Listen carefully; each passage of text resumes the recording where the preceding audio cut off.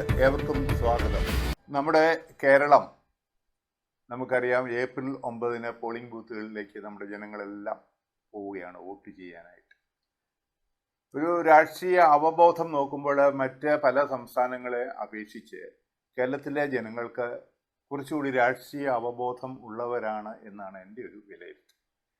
എന്ന് വിചാരിച്ച് എല്ലാവരും രാഷ്ട്രീയക്കാരൊന്നുമില്ല, രാഷ്ട്രീയത്തിനെ ബേസ് ചെയ്ത് എല്ലാവരും പോകുന്നത്. പക്ഷേ ഇവിടെ രാഷ്ട്രീയത്തിൽ എന്ത് സംഭവിക്കുന്നു എന്ന് ഉറ്റുനോക്കാറുണ്ട്. നമുക്കറിയാം, വർഷങ്ങളായിട്ട് പതിറ്റാണ്ടുകളായിട്ട് UDF LDF എന്നുള്ളൊരു സെറ്റപ്പ്, ഇപ്പം മൂന്നാം മുന്നണിയായിട്ട് NDA വരുന്നു. NDAയിൽ ജനങ്ങൾ ഒരുപാട് പ്രതീക്ഷ അർപ്പിച്ച പല ഘടകങ്ങളും ഇപ്പം വന്നിട്ടുണ്ട്.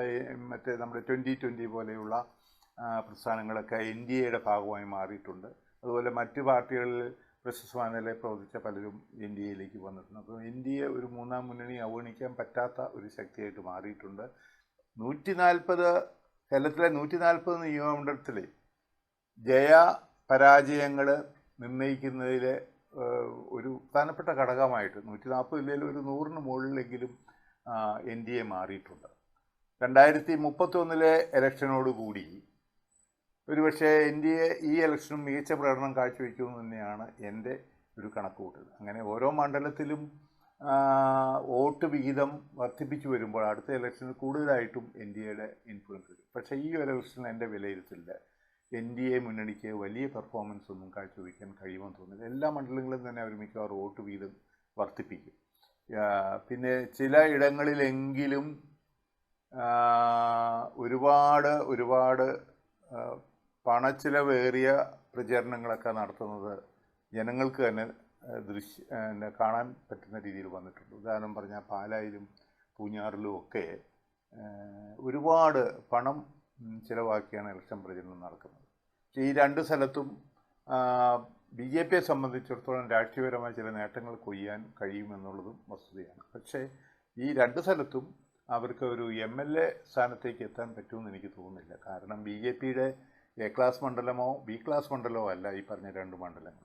BJPയുടെ അടിസ്ഥാനപരമായ വോട്ട് വളരെ കുറവാണ്. പിന്നെ ഈ രാഷ്ട്രീയപരമായിട്ട് ഷോൺ ജോർജ് അതിനകത്ത് ഒരുവിധം തരക്കേടില്ലാത്ത പെർഫോമൻസ് കാഴ്ചവെക്കും.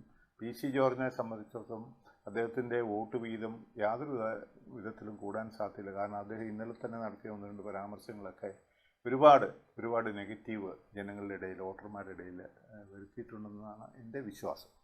നമുക്ക് ഒന്ന് പരിശോധിച്ച് നോക്കിയാൽ ഇപ്പോൾ അതുപോലെ LDFിലും UDFിലും പ്രശ്നങ്ങളുണ്ട്. LDFിലാണെങ്കിൽ ആറന്മുളയിലെ വീണ ജോർജിൻ്റെ വിജയം സംശയകരമാണെന്നാണ് ഇതുവരെയുള്ള വിലയിരുത്തലിൽ നിന്ന് എനിക്ക് കിട്ടിയിട്ടുള്ള ഇൻഫർമേഷൻ. അതുപോലെ ഗണേഷ് കുമാർ പത്തനാപുരത്ത് വലിയ ഭൂരിപക്ഷത്തിൽ ജയിക്കാറുണ്ട്. വ്യക്തിപരമായ അദ്ദേഹത്തിനെതിരെ എന്തൊക്കെ ആരോപണങ്ങൾ വന്നാലും അതായിരുന്നു മതി. പക്ഷേ ഇത്തവണ അതിനുള്ള സാധ്യത കുറവ്. ഒരുപക്ഷെ ഗണേഷ് കുമാർ തോൽക്കാൻ സാധ്യതയുണ്ട്, ഒരുപക്ഷെ ജയിച്ചേക്കാം. അതും ഒന്നും തീർത്ത് നമുക്ക് പറയാൻ കഴിയില്ല. അതുപോലെ അമ്പലപ്പുഴയിൽ സുധാകരൻ കോൺഗ്രസ് സപ്പോർട്ട് ചെയ്യുന്നു. ഇടതുപക്ഷ വോട്ടുകളിൽ ബഹുഭൂരിപക്ഷമൊന്നും ഒരിക്കലും അദ്ദേഹത്തിന് കിട്ടില്ല. പക്ഷെ ഒരു 30% കിട്ടിയാൽ പോലും അദ്ദേഹത്തിന് ഒരു വിജയസാധ്യത വരുന്നുണ്ട് എന്നാണ് എൻ്റെ ഒരു വിലയിരുത്തൽ. മാത്രമല്ല, നമുക്ക് കേരളം മൊത്തത്തിലൊന്ന് വിലയിരുത്തുമ്പോൾ ഈ പറയുന്ന LDFിലും UDFിലും ചില MLAമാർ സൃഷ്ടിച്ചിരിക്കുന്ന പ്രശ്നങ്ങൾ, ഇപ്പോൾ പാലക്കാട് നമുക്കറിയാം, അവിടെ കോൺഗ്രസിൻ്റെ MLA ഉണ്ടായിരുന്ന സ്ഥലമാണ്. അവിടെ ഇപ്പം യാതൊരു കാരണവശാലും BJPക്ക് ജയിക്കാനുള്ള സാധ്യത വളരെ തെളിഞ്ഞു വരുന്നൊരു മണ്ഡലം. ശോഭാ സുരേന്ദ്രന് വളരെ സാധ്യത കൽപ്പിക്കപ്പെടുന്ന ഒരു മണ്ഡലമാണ്. ചിലർ പറയുന്നുണ്ട്, അതിൻ്റെ സത്യാവസ്ഥ നമുക്കറിയത്തില്ല, BJP ജയിക്കാൻ സാധ്യതയുള്ള പ്രദേശങ്ങളിൽ LDFും UDFും തമ്മിലൊരു ധാരണയിലേക്ക് എത്തി BJP അധികാരത്തിൽ വരാതിരിക്കാൻ വേണ്ടിയുള്ള ശ്രമം നടത്തുന്നത്. അതിൻ്റെ യഥാർത്ഥ വസ്തുതയൊന്നും നമുക്കറിയില്ല.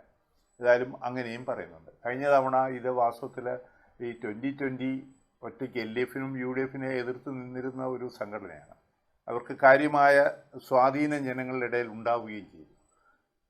അപ്പം നമുക്കറിയാം. പക്ഷേ അവിടെ കഴിഞ്ഞ തവണ സംഭവിച്ചത് LDFും UDFും ചേർന്ന് 2020 ഒരു ശക്തിയായി വളരാതിരിക്കാനുള്ള ശ്രമം നടത്തി എന്നുള്ളതാണ് എൻ്റെ അന്വേഷണത്തിൽ കിട്ടിയ ഇൻഫർമേഷൻ. അത് മുഴുവൻ ശരിയാണെന്നൊന്നും ഞാൻ പറയുന്നില്ല. പക്ഷേ അതുകൊണ്ടാവണം ഇത്തവണ NDAയിൽ ചേർന്നുകൊണ്ട്, BJPയായിട്ട് ചേർന്നുകൊണ്ട് മറ്റു മുന്നണികൾക്ക് അവരെ തളയ്ക്കാൻ കഴിയാത്ത രീതിയിലേക്കുള്ള ഒരു അലയൻസിലേക്ക് പോയതെന്നാണ് ഞാൻ വിചാരിക്കുന്നത്. ഇതെല്ലാം കൂടെ മൊത്തത്തിൽ ഞാനിങ്ങനെ എല്ലാ മണ്ഡലത്തിനെ കുറിച്ചും എന്നാൽ ആവുന്ന വിധത്തിൽ ഡാറ്റകൾ കളക്ട് ചെയ്യുക വളരെ നിഷ്പക്ഷമായ മനസ്സോടെ ഇരുന്ന് വിലയിരുത്തിയിട്ടുണ്ട്. അതിൽ ആ വിലയിരുത്തൽ കാണുന്നത് ഇപ്പോൾ UDFനോ LDFനോ അനുകൂലമായിട്ടൊരു തരംഗമൊന്നും കേരളത്തിലില്ല. പ്രത്യേകിച്ച് ഈ LDFൻ്റെ മധ്യമേഖലാ ജാഥയും മറ്റ് മേഖലാ ജാഥകളൊക്കെ കഴിഞ്ഞപ്പോൾ ഗവൺമെൻറ് നടത്തിയ ജനങ്ങൾക്ക് വേണ്ടി ചെയ്ത കാര്യങ്ങൾ ഒരുപാട് വ്യാപകമായിട്ട് അത് പ്രചരിക്കുവാനിടയായി. അത് LDFന് തീർച്ചയായിട്ടും ഗുണകരമായിട്ട് ഈ 2000 രൂപ ക്ഷേമ പെൻഷൻ കൊടുത്തത്, അതുപോലെ ലൈഫ് മിഷനിൽ 5 ലക്ഷം വീടുകൾ തീർത്തത്, DA കുടിശ്ശികകളൊക്കെ ജീവനക്കാർ കൊടുത്തത്, ഇതൊക്കെ തീർച്ചയായിട്ടും LDFന് കുറച്ച് അകൽച്ച ജനങ്ങൾക്ക് വരുത്തിയിട്ടുണ്ട്. അത് ഇപ്പോൾ ഇല്ല എന്നാണ്. അങ്ങനെ നോക്കുമ്പോൾ LDF ആണ് അധികാരത്തിൽ വരാനുള്ള സാധ്യത ഞാൻ കാണുന്നത്. മാത്രമല്ല 27 MLA-മാരെ തോൽപ്പിച്ചിട്ട് വേണം UDFന് അറിയാതെ. 3-4 MLA-മാരെയൊക്കെ തോൽപ്പിക്കുക എളുപ്പമാണ്. പക്ഷേ അത്യാവശ്യം മാന്യമായി പ്രവർത്തിക്കുന്ന ഒരു MLA തോൽപ്പിക്കാൻ അത്ര എളുപ്പമല്ല. അദ്ദേഹം MLA ആയതിനു ശേഷം വരുത്തിയിട്ടുള്ള അദ്ദേഹത്തിൻ്റെ ഇൻഫ്ലുവൻസും ഒക്കെ ഒരു ഘടകമല്ലേ. അപ്പോൾ 20-ലധികം MLA-മാരെ തോൽപ്പിച്ച് UDFന് വരാനുള്ള സാധ്യത. UDFലും പ്രശ്നങ്ങളുണ്ട്, അതുകൊണ്ട് ഒരുപാട് പ്രശ്നങ്ങൾ അതിലും ഉണ്ട്. അങ്ങനെ വരുമ്പം ഇപ്പോൾ ഉദാഹരണം ഞാൻ പറഞ്ഞാൽ പാലായിൽ മാണി സി കാപ്പന് സ്വതന്ത്രനായിട്ടാണ് മത്സരിക്കുന്നത്. ഈ അടുത്ത കാലത്താണ് വരുന്നത്. അദ്ദേഹം കോൺഗ്രസിൻ്റെ സ്ഥാനാർത്ഥിയാണെന്നായിരുന്നു ജനം മുഴുവൻ വിചാരിച്ചു. ഇപ്പോൾ അറിയുന്നു അതിന് ടെക്നിക്കൽ പ്രശ്നങ്ങളാണെന്നൊക്കെ മാണി സി കാപ്പൻ്റെ ഒരു എക്സ്പ്ലനേഷൻ വന്നിട്ടുണ്ടെങ്കിൽ ഒരു സ്വതന്ത്ര സ്ഥാനാർത്ഥിയായിട്ടാണ് മാണി സി കാപ്പൻ മത്സരിക്കുന്നതെന്ന് വരുമ്പം ഒരു സിറ്റിംഗ് MLA നഷ്ടപ്പെടുകയാണ്. അതിനുള്ള സാധ്യതയാണ് അവിടെ കാണുന്നത്. അങ്ങനെ നോക്കുമ്പോൾ LDF വീണ്ടും അധികാരത്തിൽ വരാം.